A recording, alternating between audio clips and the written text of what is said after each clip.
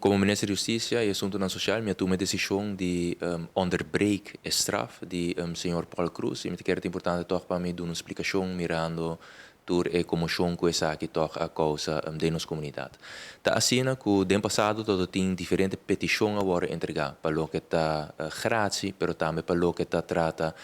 para senhor Paul Cruz por sair mais trempang livre, essa aqui segundo a treinregeling maneira te conheci. E tu repetição aqui do passado a nenga para sobre nós todo tem base jurídico para que essa aqui na momento não é. Sin embargo, se man passar tem circunstância não novo a surgir e vez mais tem petição a ser entregada para por sair mais trempang de liberdade e também petição para grátis. Sin embargo, essa aqui está dois pontos que começam a seu processo devido,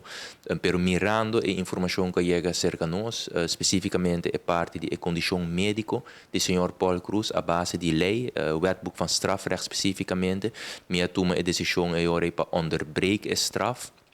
para período máximo de 3 lunas, mirando a situação médica do senhor Paul Cruz, mientras também a petição que ser entregada acaba para, met name grátis, no seu devido processo.